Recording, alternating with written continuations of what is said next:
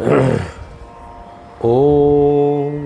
शास्त्रागाय प्रशान्ताय वेदान्तो प्रतिपादिने नमस्तु अवधपादाय জ্ঞানবিজ্ঞানদীপ্তয়ে।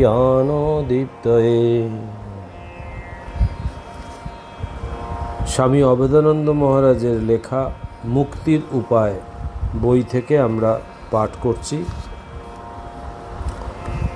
এই বইয়ের প্রথম ভাগ অধ্যাত্ম সাধনার স্তরভেদ, এই প্রসঙ্গে মহারাজ আলোচনা করছেন।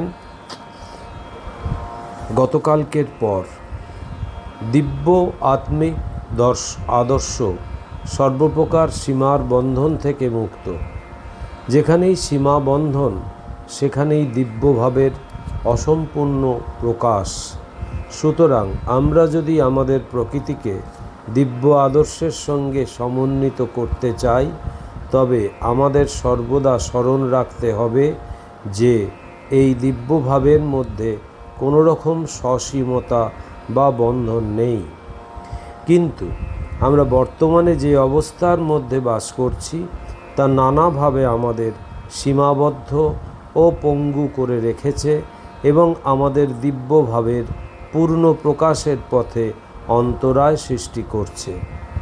সুতরাং এই সংকীর্ণতার ঊর্ধ্বে ওঠার অবিরাম প্রচেষ্টাই হবে আমাদের আদর্শ এবং এভাবেই সম্ভব হবে আমাদের আত্মার মুক্তি লাভ। অতএব এই আদর্শ মনের সামনে রেখে আমাদের আধ্যাত্মিক লক্ষ্যের দিকে এগিয়ে যেতে হবে। প্রত্যেকটি জীবাত্মাই বিশাল দিব্যাগ্নির, ব্রহ্মাগ্নির এক একটি স্ফুলিঙ্গ। সেই হেতু প্রকৃতিগতভাবে উভয়ই এক। যদি তুমি তোমার অন্তরের গভীরতম প্রদেশে অনুসন্ধান করো, তবে সেখানে তুমি তোমার মধ্যেই সেই প্রদীপ্ত অগ্নিকণাকে দেখতে পাবে। তোমার অহং বা আমিত্ব ভাবের পশ্চাতে একটি প্রদীপ্ত অহং শূন্যতার কণিকা বিদ্যমান এবং সেই কণিকা অবিনশ্বর ও দিব্যভাবে পূর্ণ। কিন্তু তোমার মনের কামনা, বাসনা, পার্থিব বন্ধন, শারীরিক ও ইন্দ্রিয়াদির সীমিত শক্তি সেই দিব্য কণিকাকে আচ্ছাদিত করে রেখেছে। সুতরাং প্রত্যেকটি জীবাত্মাই প্রচ্ছন্নভাবে অবস্থিত এক দিব্য সত্তা এবং তার সেই দিব্য সত্তাকে পূর্ণ বিকশিত করে তাকে উপলব্ধির প্রত্যক্ষ ভূমিতে বাস্তবায়িত করতে সকল জীবাত্মাই নিরন্তর সংগ্রাম করে চলেছে। আমরা প্রত্যেকে আমাদের দিব্য স্বভাবকে স্বীয় চেতনায় অনুভব করার জন্য নিয়ত প্রচেষ্টা করে যাচ্ছি। যতদিন পূর্ণ দিব্যভাবের অনুভূতিতে প্রতিষ্ঠিত না হই, ততদিন আমাদের এই সংগ্রাম চলতে থাকবে এবং আমরা শান্তি পাব না, বরং প্রকৃত আনন্দ থেকে ততদিন আমরা বঞ্চিত থাকব। কিন্তু জ্ঞাতসারে বা অজ্ঞাতসারে প্রত্যেকটি ব্যষ্টি আত্মা পূর্ণতা লাভের জন্য তীব্র প্রচেষ্টা চালিয়ে যাচ্ছে। সে নিরন্তর চেষ্টা করছে সেই অবস্থায় পৌঁছতে যেখানে পরম তৃপ্তি, পরম আনন্দ, পরম সুখ ও পরম শান্তির অবস্থা বিরাজমান। এবং এই কারণেই আমরা দেখি যে পৃথিবীর যাবতীয় নারী পুরুষ কেউই বর্তমানে যথার্থভাবে পরিতৃপ্ত নয়। তারা কেউই সুখী নয়, বরং সকলেই যেন কিসের সন্ধানে ছুটছে, কিন্তু তারা জানে না কি সেই বস্তু যা প্রাপ্ত না হলে তৃপ্তি নেই। অবশ্য তারা পূর্ণ হয়ে ওঠার চেষ্টা করছে, কিন্তু জানে না কোন বস্তু তাদের পূর্ণতা দেবে। এই সবই আত্মিক পূর্ণতা লাভের শর্তস্বরূপ। ভোরের আকাশে মহিমময় বর্ণচ্ছটার উজ্জ্বল দীপ্তি যেমন ঘোষণা করে যে দিকচক্রবাল ভেদ করে সূর্যোদয়ের আর বিলম্ব নেই, তেমনি দেহমনের পবিত্রতা, সন্তোষ, চারিত্রিক শুদ্ধতা, মনের প্রশান্তি, সকলের প্রতি নিঃস্বার্থ ভালোবাসা, পার্থিব বিষয় অনাসক্তি এবং সম্যক জ্ঞান ইত্যাদি গুণাবলী যখন কোনো ব্যক্তির মধ্যে পরিলক্ষিত হয় তখনই বুঝতে হবে যে ওই জীবাত্মার হৃদয়াকাশের দিগ্বলয়ে দিব্যজ্ঞানের সূর্যোদয়ের আর বিলম্ব নেই। জ্ঞান সূর্যের আলোকে অজ্ঞানের অন্ধকার শীঘ্রই বিদূরিত হবে। সেই দিব্যালোকে তখন অতীত ও ভবিষ্যৎ চিরন্তন বর্তমান রূপে প্রতিভাত হবে। প্রকৃতপক্ষে আত্মার ক্ষেত্রে অতীত ও বর্তমান কাল বলে কিছু নেই। যদি তুমি আত্মার ভূমিতে আরোহণ করো তবে অতীত ও ভবিষ্যৎ কালের সীমারেখা সম্পূর্ণ বিলুপ্ত হবে। তখন তোমার অতীত জীবনে যা যা ঘটেছিল এবং ভবিষ্যৎ জীবনে যা কিছু ঘটবে সেই সমস্তই তোমার সামনে একই সঙ্গে প্রতিভাত হবে। এখন আমরা যে দিন ও রাত্রি, মাস ও বর্ষ গণনা করছি, আমাদের আত্মার সঙ্গে তার কোনো সম্পর্ক নেই। যেই মুহূর্তে তুমি তোমার চক্ষু মুদ্রিত করো সেই মুহূর্তেই দেশ ও কালের যাবতীয় ব্যবধান ও গণনার হিসাবও লুপ্ত হয়। সেই সর্বোচ্চ অবস্থায় কোনো দুঃখ নেই, বেদনা নেই এবং জন্ম মৃত্যুজনিত কোনো কষ্ট নেই। শুধুই আছে অপার আত্মজ্ঞান, শান্তি ও আনন্দ।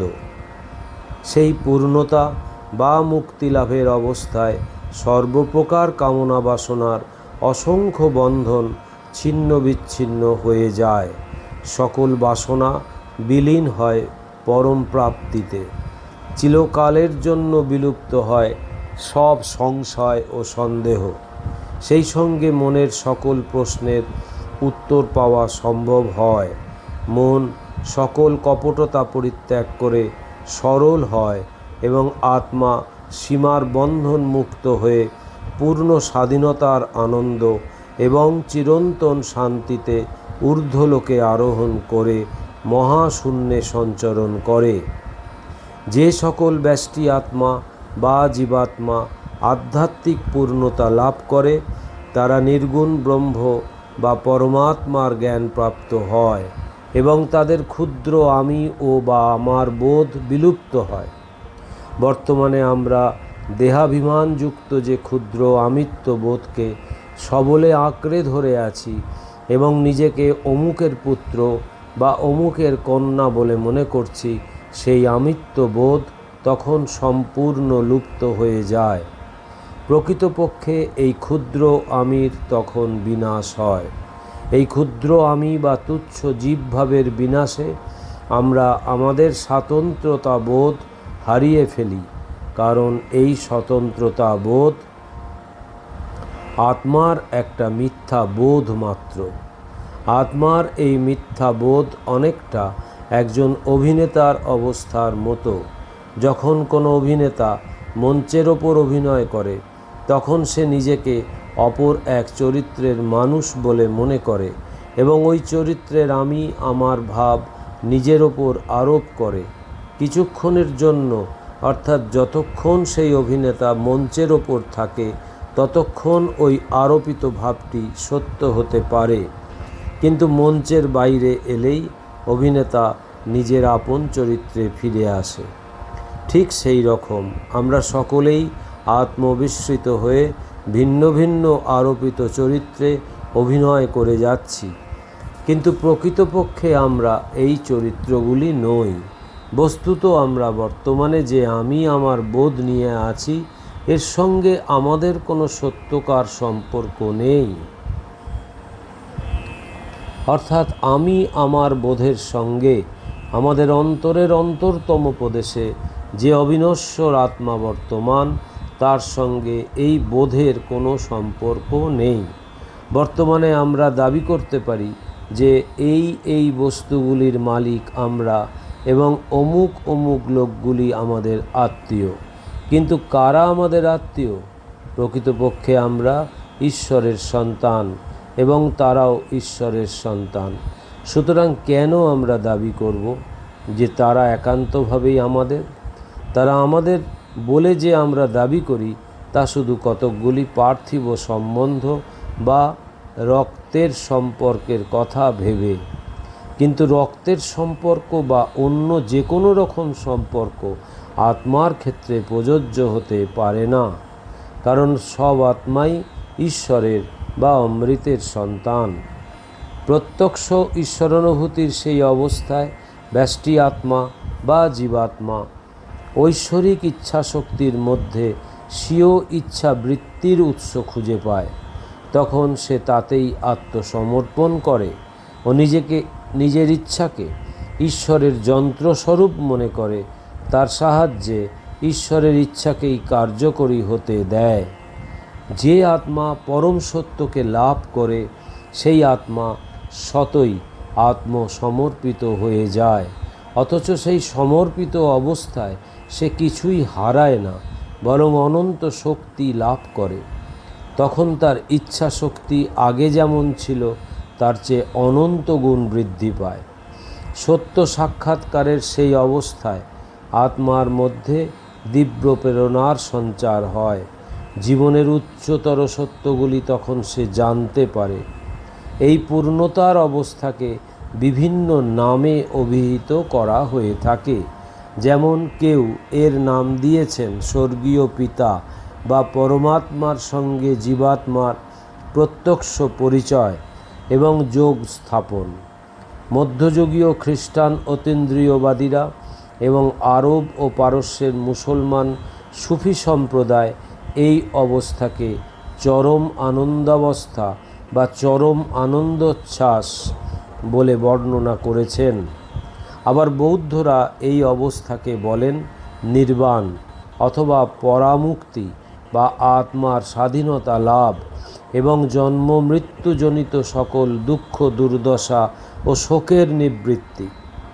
যোগশাস্ত্রে এই অবস্থাকে সমাধি এবং বেদান্তে ব্রহ্মজ্ঞান বা পরাজ্ঞানের অবস্থা বলা হয়েছে। এই নামগুলি বিভিন্ন হতে পারে, কিন্তু এগুলির অর্থ একই এবং সকলের আদর্শ বা অপার্থিব সত্তা একই প্রকার। স্বভাবতই এখন প্রশ্ন আসে, এই অপরোক্ষ অনুভূতিরূপ পূর্ণতা লাভ করা কি সম্ভব?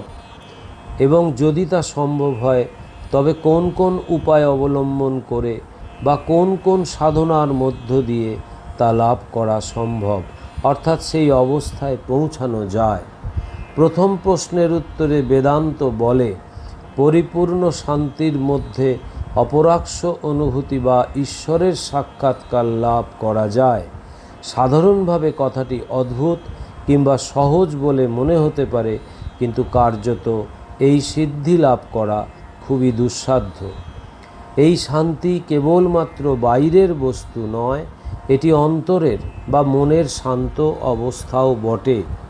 এই অবস্থায় অন্তর অন্য কোনরূপ কামনা বাসনা অথবা ক্রোধ ঘৃণা ঈর্ষা বা বিষয়াসক্তি ইত্যাদি দ্বারা এতটুকু বিক্ষুব্ধ বা ব্যাহত হয় না, বরং বাহ্যিক ও আন্তরিক সেই সর্বাঙ্গীন শান্তির মধ্যে অজ্ঞান অন্ধকার ভেদ করে পরম তত্ত্বের পূর্ণ জ্ঞানের প্রকাশ হয়। জার্মানির বিখ্যাত খ্রিস্টান অতীন্দ্রিয়বাদী সাধক একহার্ট বলেছেন, there must be perfect stillness in the soul before God whispers his word into it, before the light of God consciousness enters the soul and transforms it into God. When all passions are stilled and when all earthly desires are silenced, then the voice of the Lord can be heard in the soul. অর্থাৎ ঈশ্বর আমাদের কানে কানে তার কথা বলার পূর্বে আত্মার মধ্যে পূর্ণ নীরবতা বিরাজ করা চাই। সকল কামনার আবেগ যখন স্তব্ধ এবং সকল পার্থিব বাসনা যখন নীরব হয়, কেবল তখনই আত্মার মধ্যে ঈশ্বরের বাণী শোনা যায়। সুতরাং যতক্ষণ আমাদের মন পৃথিবীর শত সহস্র বিষয় নিয়ে ব্যাপৃত থাকে, ততক্ষণ আমরা কি করে আশা করতে পারি যে ঈশ্বরের সঙ্গে আমাদের প্রত্যক্ষ যোগাযোগ ঘটবে। পৃথিবীর প্রায় প্রত্যেকটি পুরুষ বা নারীর মনের নিভৃত স্থানে পার্থিব চিন্তাভাবনা এবং দেহজ ঐহিক কামনা বাসনা এরূপে পূর্ণ থাকে যে তার মধ্যে এক বিন্দু পরিমাণ স্থানও খালি থাকে না। তবু আমরা এই ভেবে অবাক হই যে ঈশ্বর কেন আমাদের কাছে আসেন না, কেন ঈশ্বর এসে আমাদের সঙ্গে কথাবার্তা বলেন না। আমাদের হৃদয় প্রকোষ্ঠ যখন বাসনা কামনায় পরিপূর্ণ, যখন ঈশ্বরকে অভ্যর্থনা করে বসাবার মতো সেখানে বিন্দুমাত্র স্থানও খালি নেই, তখন কোন ভরসায় সেই মহান দিব্য অতিথিকে আমরা আমন্ত্রণ জানাব? তবু যদি কখনো প্রেমময় ঈশ্বর করুণা করে নিজে এসে আমাদের এই কামনায় পূর্ণ হৃদয় প্রকোষ্ঠে প্রবেশ করেন, তবে তার বসার মতো একটুখানি স্থানও তিনি খুঁজে পাবেন না। সুতরাং তিনি ফিরে যেতে বাধ্য হবেন। প্রকৃতপক্ষে ঈশ্বরের বসার জন্য আমাদের হৃদয়ে কোনো স্থান নেই। মুহূর্তের জন্যও আমরা ভেবে দেখি না যে যদি তিনি আসেন, কোথায় আমরা তাকে বসাবো। আমরা কি তাকে অভ্যর্থনা করার জন্য আমাদের হৃদয়ের অন্তর্প্রকোষ্ঠ শূন্য করে মার্জনা করে রেখেছি? আমরা তো সে কথা চিন্তাও করি না। আমাদের চোখ অন্ধ, তাই এসব আমরা দেখি না। তাই তাকে আমন্ত্রণ জানানোর পূর্বে যে শর্তগুলি আমাদের পালন করতে হবে তাও বুঝতে পারি না। ওম নিরঞ্জনম নিত্যম অনন্তরূপম ভক্তানুকম্পাধীত বিগ্রহং বৈ ঈশাবতারম পরমেশমিদ্যম তং রামকৃষ্ণম শিরসা নমামহম। শ্রীরামকৃষ্ণার্পণমস্তু।